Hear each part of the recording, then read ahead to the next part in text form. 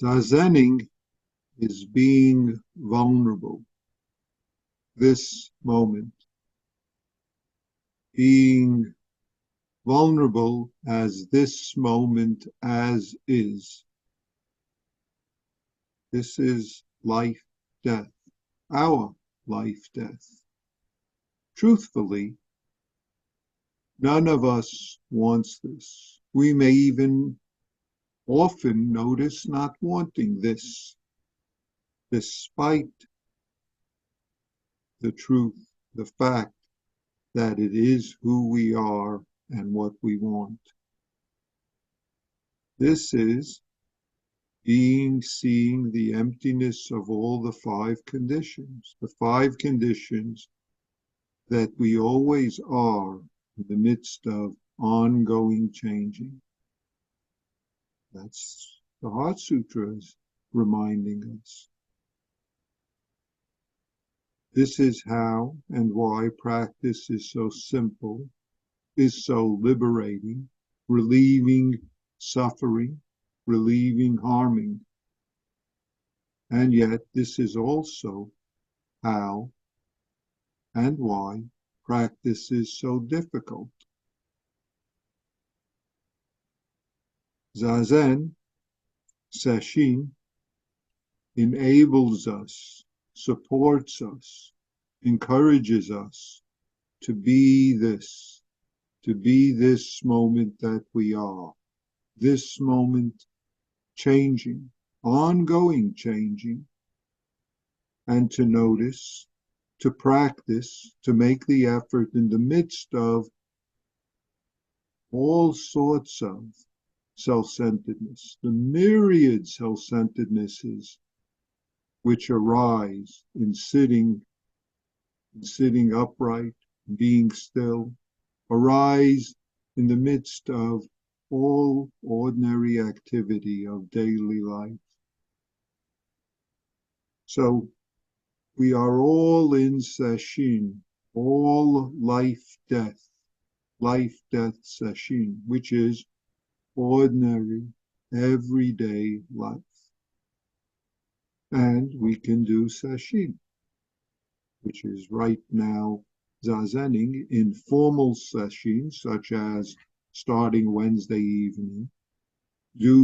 And we can do Sesshin throughout our life. Each moment, each Zazening moment.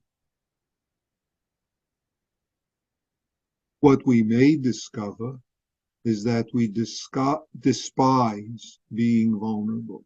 We don't like it. Discovering this in our self-centeredness, as our self-centeredness. And we discover it especially in holding to reactive habits of dreaming life, habits of reacting to circumstances which occur so-called to me or so-called to the world, because of me, because of others. We discover this moment. We could say over and over, despite the fact that all we must do as our life is to just be this, that we are never other than.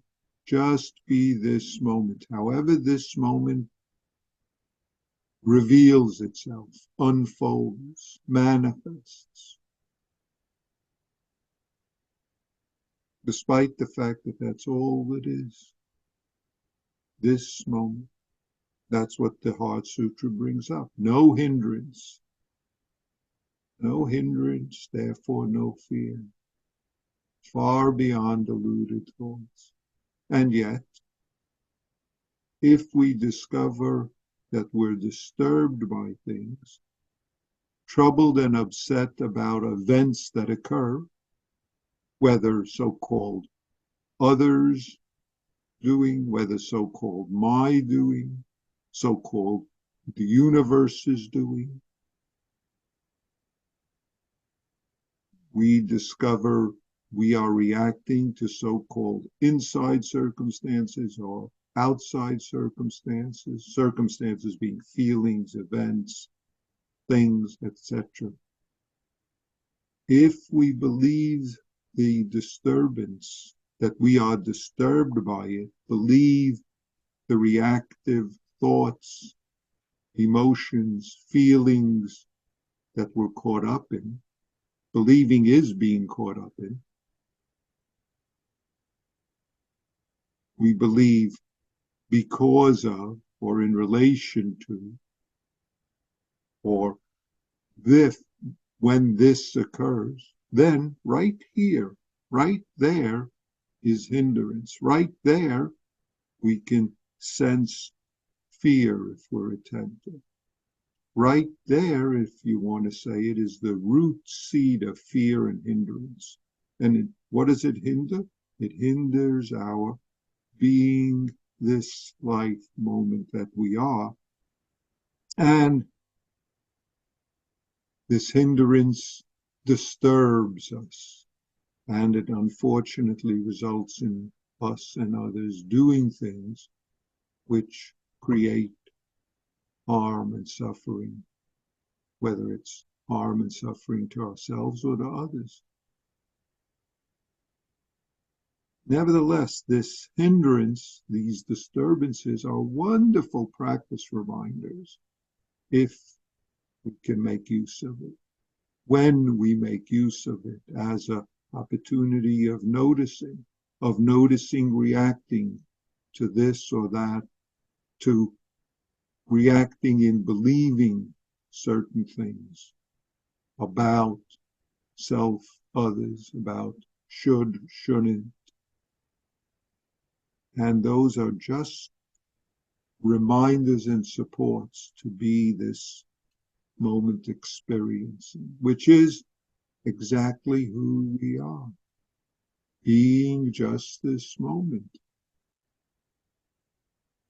is being this moment as is, experiencing ourselves, if I say it in that way, experiencing just as you are, inside, outside this universe. That's the simplicity of Zazen. It's experiencing. And that's also the difficulty of Zazen, experiencing, because it's in the midst of habits which we sometimes believe or are caught up in without even noticing, of picking and choosing amongst this stream of reality, this body-mind reality, this body-mind universe, picking and choosing the waves of thoughts and feelings and beliefs that we want or don't want, that should be or shouldn't be, or that should be other than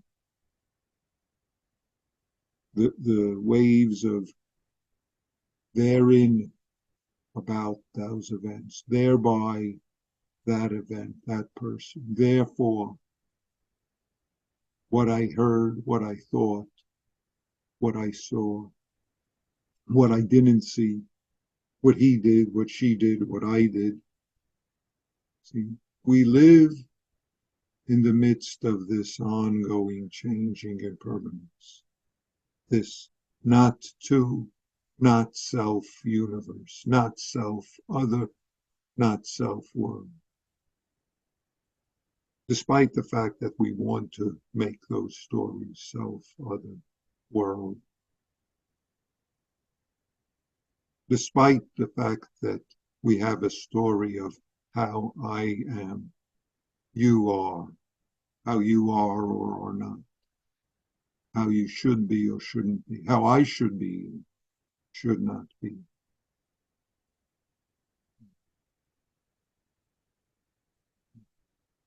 It's not as you think you are, or feel you are, or feel you are not, much less as should be or shouldn't be, nor as others are or not.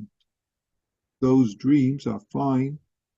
We can hold on to those thoughts and have trouble, or we could notice them be this experience in life.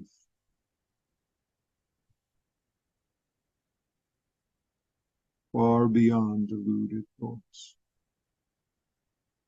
So, let us continue this endless sesshin, this life-death sesshin of everyday life, and do what supports us in Zazen, in manifesting this experiencing life and serving this moment as needed. Thank you.